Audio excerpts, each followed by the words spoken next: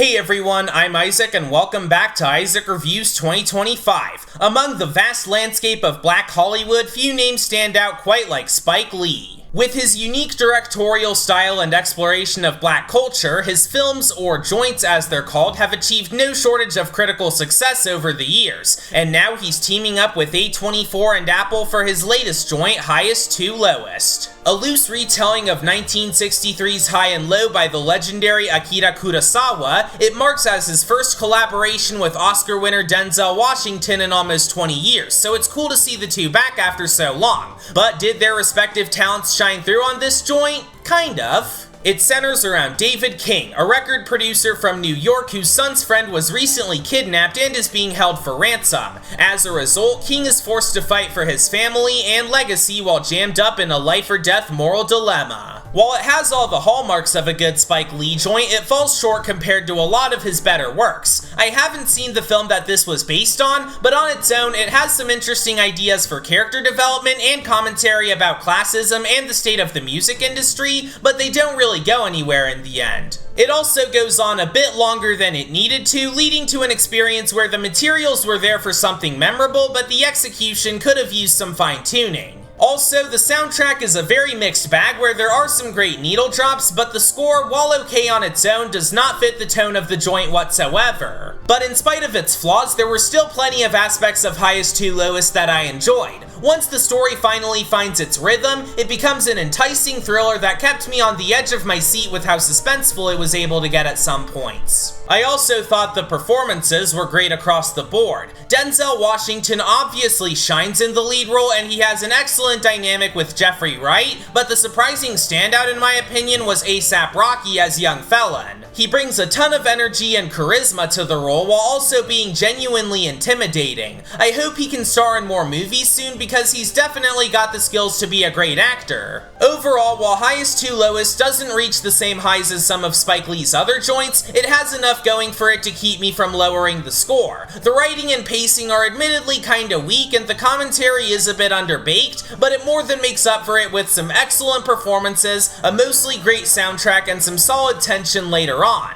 It's worth checking out at least once if you're curious, but since the reactions I've been seeing online have been very divisive, you'll probably feel either way about it. Either way, it's not among the highest or lowest in terms of the movies I've seen this year, but I'll still be giving it a 7 out of 10.